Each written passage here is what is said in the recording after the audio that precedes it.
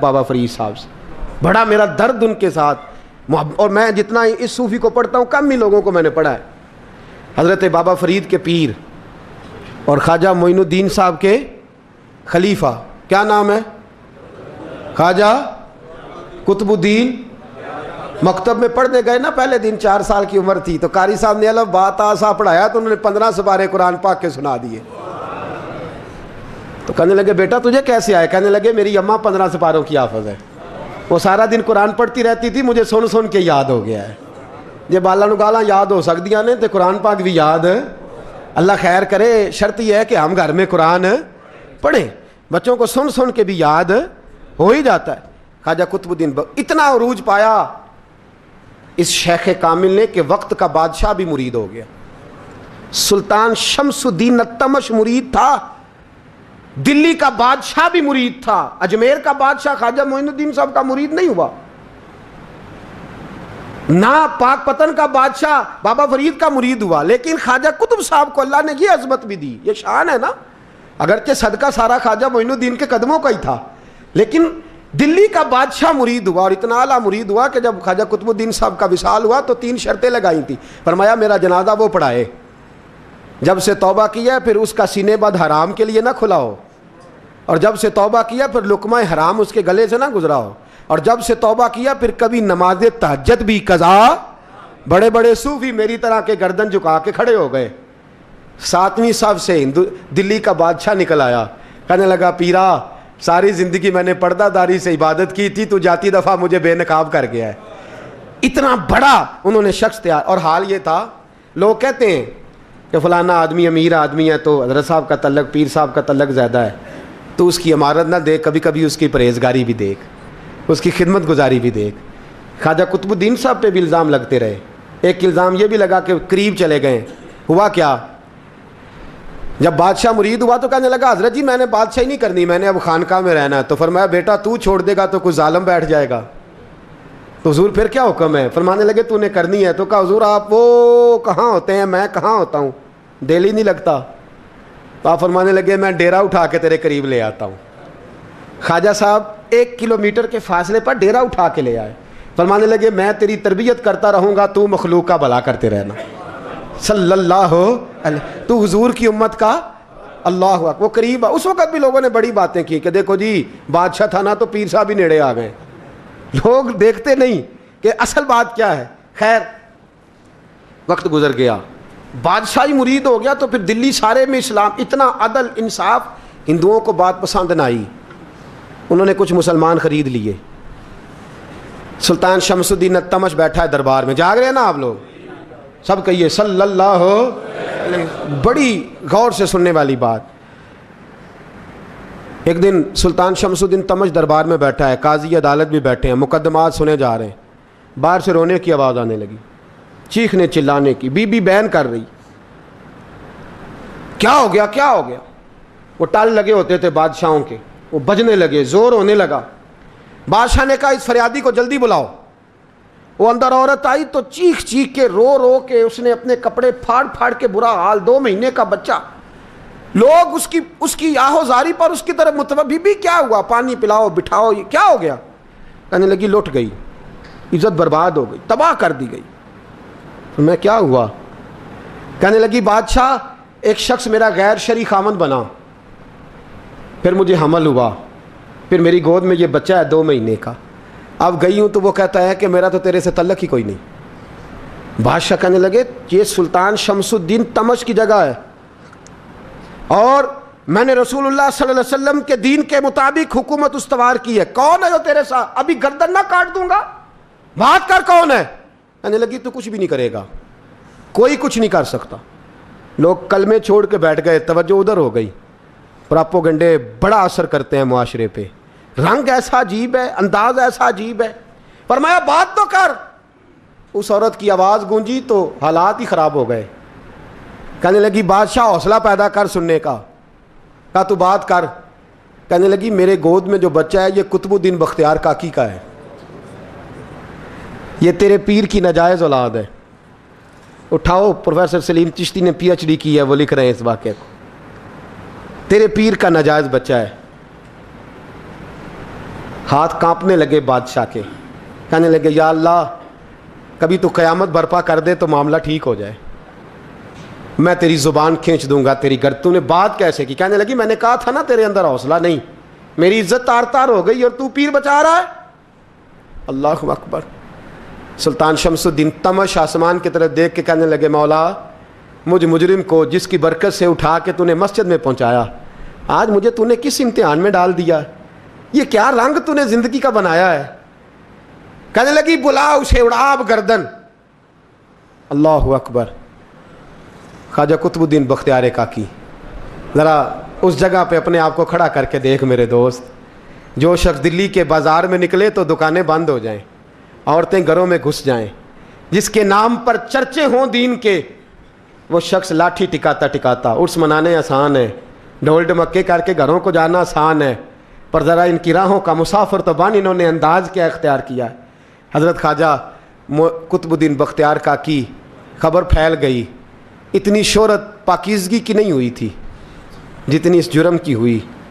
لاٹھی ٹکاتے ٹکاتے جب پہنچے نا بادشاہ کے دربار میں، بادشاہ اٹھنے لگا، قاضی اٹھنے لگا، لوگ اٹھنے لگے، تو قطب الدین بختیار کاکی کی آنکھوں میں آنسو آئے، مانے لگے بیٹو بیٹھ جاؤ، آج میں پیر بن کے نہیں آیا، میں مجرم بن کے آیا، اور کہا میرے مالک کا انصاف بھی دیکھو، دلی کا پیر آج دلی کی عدالت میں اپنے نا کردہ جرم کی صفائی دینے آیا ہے۔ بڑی لاٹھی پہ ٹیک لگائی، دلی کی گلیاں بھی روتی ہیں کہ یہ کیا رنگ، اللہ یہ تیرا کیا رنگ ہے، یہ تے میں گڈی تے ہتھ ڈور سجن دے، او جنج رکھے اونج رہنا ہے، واجب نہیں جے وچ شریعت، مندہ خسم نو کہنا اے تن میرا کنگھی ہووے، میں زلف سجن دی واواں، اوش میرے دی جتی بن جائے، میں یار دی قدمی آواں، مارو مارو مینوں مار مکاؤ، کوئی یوزر نہ پیش لے آواں، جے سونا ہی میرے دکھ وچ راضی، جے سونا ہی میرے دکھ وچ راضی،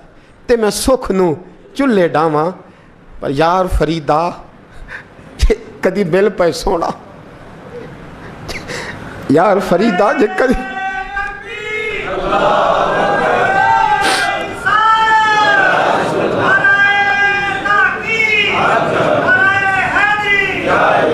یہ کدی مل پہ سونا، بس انہوں رو رو حال سناواں، ٹیک لگائی ہے، کہنے لگی بی بی بول دے گواہی، کہنے لگی بی بی رب جانتا ہے، رب کا رسول جانتا ہے، پر میں تجھے نہیں جانتا، تو کون ہے؟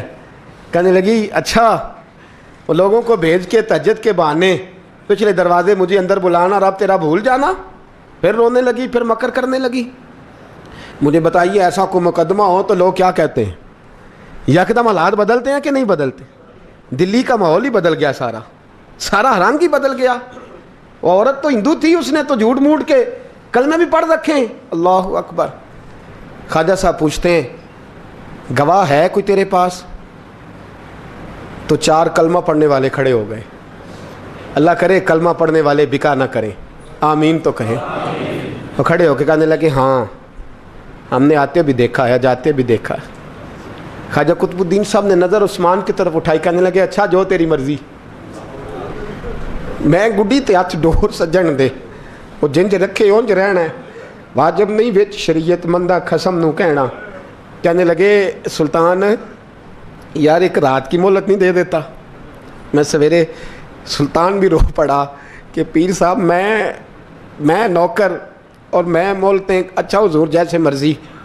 باہر نکلے، خادم کہنے لگا حضور سواری پہ بیٹھ جائیں، وہ مانے لگے نہیں یار آج پیدل جانا ہے، اس دلی کے چونکوں نے مجھے بڑی سلامیاں دی ہے، ذرا میں دیکھوں تو صحیح دلی کے بازار میری رسوائی پہ کیا کہتے ہیں، مجھے ذرا یہ پتھر بھی کھانے دے، ان کا ذائقہ بھی۔ پیدل گئے، دنیا سو گئی تو دلی کے بادشاہ نے اجمیر کی طرف منہ کیا، خواجہ معین الدین حیات تھے۔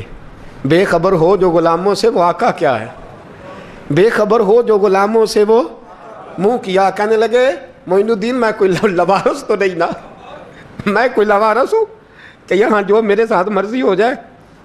تیری مجبوریاں درست، مگر تیرا وعدہ تھا ساتھ دینے کا، وقت آیا ہے، میں کوئی لوارس نہیں کہ اب تو اجمیر میں بیٹھا رہے اور میں دکھ سارا اکیلے برداشت کروں۔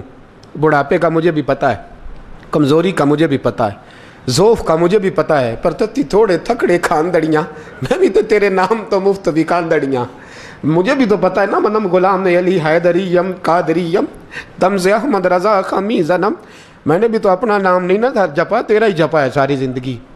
یہ لفظ کہے، کہتے میں رویا، آنکھ لگی تو حضرت خواجہ معین الدین صاحب خواب میں ملے، کہنے لگے قطب الدین میرا انتظار کرنا، میں پہنچ رہا ہوں، میرا انتظار کرنا، میرا انتظار۔ کیا کہا میاں صاحب نے؟ کہتے ہیں مالی دا کم پانی دینا، پھل کچے ہون یا پکے، یہ پیر مرید دے سر تے ہی رہندا ہے، جھوٹے ہون یا سچے۔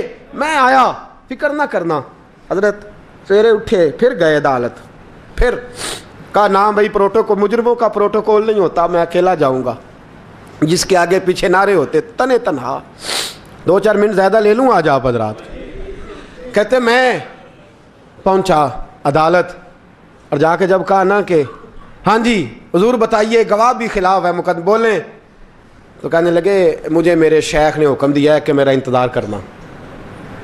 پھر وہ جو باتیں کرنے والے تھے کہنے لگے جی کون گیا تھا اجمیر، کون آیا وہاں سے، ہمیں روحانی باتیں نہ بتائی جائیں، یہاں سے تو ایک دن میں پہنچا نہیں جا سکتا، ٹرین بھی 36 گھنٹے لیتی ہے دلی سے جانے میں۔ تو کہا یہ کیسے ہو سکتا ہے، کوئی رات کو رات آپ کو خبر ہو گئی، آپ کیس کو لمبا نہ کریں، بادشاہ مرید ہے، لگتا ہے کہ یہ راتوں رات بھگا دے گا پیر کو۔ اتنی باتیں خواجہ صاحب نے سنی۔ جب بے گناہ آدمی کو یہ باتیں سننی پڑتی ہیں پھر دل بڑا ٹوٹتا ہے، پھر بڑی تکلیف ہوتی ہے۔ حضرت کہنے لگے یارو تمہاری مرضی۔ شمس الدین تمش کی آواز گونجی، فرمایا جیسے انہوں نے کہا ویسے کیا جائے گا۔ 3 دن کے لیے عدالت برخاست کر دی جاتی ہے، چیم گوئیاں ہونے لگی، پھبتیاں کسی جانے لگی۔ تیسرے دن شام کا وعدہ تھا، چوتھے دن عدالت جانا تھا۔ قطب الدین بختیار کاکی کے پاس لوگ آ کے افسوس کرتے تو آپ بولتے نہیں، یہاں تو لوگ صفائیاں دیتے بولتے نہیں، فرماتے یار میں گڈی تے ہاتھ ڈور سجن دے، وہ جنج رکھے، میں اونج ہی رہنا ہے، جیسے اس کی مرضی ویسے، جیڑیاں گڈیاں آپ پہ اڈیاں ہو نہ چڑھن اونچائیاں، وہی گڈیاں اونچیاں اڈیاں جیڑیاں سائیاں آپ چڑھائیاں۔ فرمایا ٹھیک ہے جیسے وہ رکھے، میں راضی ہوں۔ اللہ اکبر۔ تیسرے دن کی مغرب کا وعدہ تھا، جب مغرب کا سورج ڈوب گیا نا، بڑے قافلے اجمیر سے آئے پر معین الدین نہ آیا۔ وعدہ کیا تھا یار نے آؤں گا دن ڈھلے۔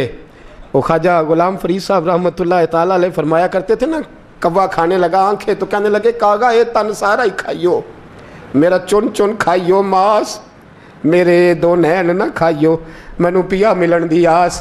نے کہا سارا کھا جا، آنکھیں چھوڑ دے۔ اس نے کہا تھا میں آؤں گا، انتظار لمبا ہو گیا ہے پر میری امید تو نہیں نہ ٹوٹی۔ مغرب کی اذان ہوئی تو لوگ کہنے لگے لو جی اب بس ہو گئی۔ خواجہ قطب الدین صاحب نے اللہ اکبر کہہ کے مغرب کی جماعت جب میدان میں کھڑی کی تو اپنی بھی چیخ نکل گئی، آئی نہیں۔ لیکن جب نماز کا سلام پھیرا تو خواجہ معین الدین صاحب کی 2 رکعتیں ابھی باقی تھیں۔ خواجہ صاحب پیچھے نماز پڑھ رہے ہیں، سلام پھیرا، اور نماز کے بعد جب اٹھے نا تو خواجہ صاحب کے سینے کے سینہ لگا، تو کہا حضرت جی میں شہزادہ تھا، آپ نے کہا تھا خشک روٹی کھانا تو میں نے خشک ہی کھائی ہے، آپ نے کہا تھا فاقے کرنا تو میں نے کیے ہیں، آپ نے کہا وطن واپس نہیں جانا تو میں نہیں گیا۔ حضور اس امتحان کا آپ نے بتایا ہی نہیں تھا، کہ مجھے بتا جاتے، اب اس سفید داڑھی سے میں جواب دیتا پھروں۔ خواجہ معین الدین صاحب نے جھٹکا، پیچھے ہٹ، تو زیادہ عزت والا ہے کہ یوسف زیادہ عزت والا تھا؟ تو زیادہ مقام والا ہے کہ عائشہ زیادہ مقام والی تھی؟ چپ کر، یہ کچھ صوفیاء کا طریقہ ہے، چپ کر۔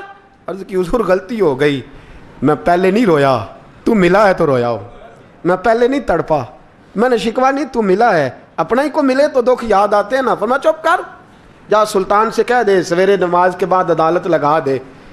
سویرے جب عدالت لگی نا تو خواجہ معین الدین صاحب بازو پکڑا خواجہ قطب صاحب کا، نکلے تو دیکھا لائنیں لگی ہیں، مجمع لگا ہے، آنکھوں میں آنسو آ گئے۔ کہا حضور آپ کیوں روتے ہیں؟ فرمایا میرا دل تھا لوگ میرے کتب کی شان دیکھنے آئے، یہ کتنے بدبخت ہیں، میرے کتب کی رسوائی دیکھنے آئے، کتنے نالائق ہیں، رسوائی دیکھنے اتنے آئے ہیں، شان دیکھنے آتے ہی نہیں۔ اللہ اکبر۔ جب میدان لگا خواجہ صاحب پہنچے، عورت کو کہنے لگے اللہ سے ڈر جا، وقت تھوڑا ہے، تو مر جائے گی۔ کہنے لگی مجھے داستانیں نہ سنائیں۔ قاضی صاحب سے کہنے لگے قاضی صاحب آپ حقیقت حال سے آگاہ ہیں، خیال کریں. کہنے لگے خواجہ صاحب دلیلیں نہ دیں، گواہ لائیں، واز نہ کریں. خواجہ صاحب رحمۃ اللہ علیہ کہنے لگے گواہوں کو بلاؤ. گواہ آئے تو خواجہ معین الدین صاحب نے نظر، تم ہو میرے کتب پر، میرے کتب کے جرم کے گواہ. ان کی زبانیں کانپنے لگیں، ہاتھ کانپنے لگے. میں بولتے کیوں نہیں؟ جب ان کی نظریں جھکی تو بادشاہ کہنے لگا اگر اب تم نے گواہی نہ دی تو تمہیں میں مجرم بنا کے 80 کوڑے ماروں گا.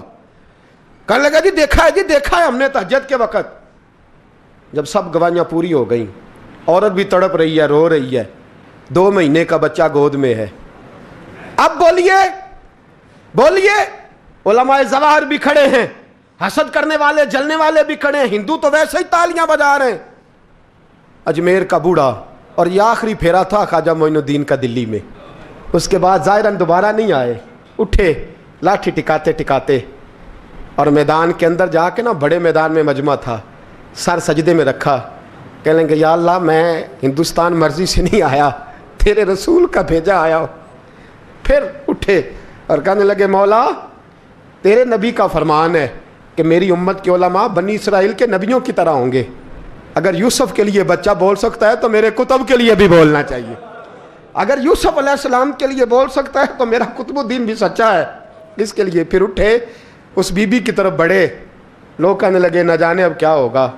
جب اجمیر کے بادشاہ نے، عطا رسول نے، ہند الولی نے، امام الاولیاء نے کپڑا کھینچا اور کہنے لگے وہ بچے تو جانتا ہے نا تیرا باپ کون ہے، 2 مہینے کا بچہ. جب نانا بولا تو بی بی کہنے لگی اب کیا کر رہے ہو، بچے بھی کبھی بولے ہیں. میں بی بی چپ کر، ان اللہ علی کل شیء قدیر. میں کمزور رب کا ماننے والا نہیں، قدرتوں والے رب کا ماننے والا ہوں. وہ چاہے تو بچے بھی بولتے ہیں. قرآن کہتا ہے حضرت عیسیٰ بولے تھے انی عبداللہ آتانی الکتاب. مریم بھی تو ولی اللہ تھی، وہ نبی تو نہیں تھی. اگر ولی اللہ بنی اسرائیل کا ہو بچہ بول سکتا ہے، تو اگر ولی اللہ محمد عربی کی امت کا ہو تو بچہ پھر بھی بول سکتا ہے. یوں کپڑا ہٹایا، بچہ بول. 2 مہینے کا بچہ ماں کی گود میں اٹھ کے بیٹھ گیا اور بچہ بول کے کہنے لگا السلام علیکم یا ولی اللہ. جب یہ لفظ ادا کیے تو نعرے لگنے لگے، لوگ رونے لگے. بی بی بے ہوش ہو کے گری. فرمانے لگے مجھے سلام نہ کر، میرے کتب کی بات بتا. کہنے لگا قسم ہے اللہ کی عزت کی، وہ سامنے مجمع جو سردار بیٹھا ہے وہ میرا باپ ہے. قطب الدین تو بے گناہ ہے، قطب الدین تو بے گناہ ہے، میرا باپ تو وہ بیٹھا ہے. یہ قاضی بھی سازش میں شریک ہے. کئی مسلمان خریدے گئے، یہ گواہ خریدے گئے. جب گواہی ہو گئی، بچہ یہ لفظ کہہ کے اللہ اکبر کہتا ہوا پھر چپ کر گیا. خواجہ قطب الدین صاحب کا بازو پکڑا، خواجہ معین الدین صاحب نے مجمع سے باہر نکلے. لوگ کہنے لگے حضور آپ کچھ بولتے نہیں. فرمانے لگے جس نے بولنا تھا وہ بول چکا ہے، جس نے بولنا تھا وہ جو جادو وہ جو سر چڑھ کے بولے. فرمایا تم نے افواہوں پہ نظر رکھی اور میں نے اللہ کی قدرت پہ نظر رکھی. تم نے اس کے کردار کو جھنجھوڑا اور میں نے اس کے کردار کو تعمیر کیا. حضرت سلطان شمس الدین تمش بھی پیچھے دوڑے. کہا حضور کہاں لے جا رہے ہو؟ فرمایا کتب میرا آیا، میں جمائر ساتھ لے کے جا رہا ہوں. اب میں نے اپنا بچہ تمہارے سپرد، اب میرے پاس رہے گا. تم نے ستایا ہے میری اولاد کو، اب یہ میرے پاس رہے گا، میں نے نہیں تمہیں دینا. لوگ راہیں بچھا کے، نظریں بچھا کے بیٹھ گئے، پاؤں میں گر گئے. کہنے لگے حضور ہمارے لیے نہیں، رسول اللہ کے دین کے لیے، ہمارے لیے نہیں، تعمیر شریعت کے لیے، ادائے سنت کے لیے چھوڑ جائیے. خواجہ صاحب کہنے لگے قطب الدین جا، تجھے چھوڑ کے جاتا ہوں. اب قیامت تک کوئی تیری رسوائی کی جرت نہیں کر سکے گا. عزیز یاد رکھ، نہ افواہوں پہ لگا کریں، نہ کسی برادری، کسی قوم، کسی شخص کے بارے میں ایسی باتیں. یہاں تو لوگ گڑ گڑ کے چیزیں لاتے ہیں، گڑ گڑ کے چیزیں لاتے ہیں، اور جن کی ہیں ان کے پاس بڑے دلائل ہیں.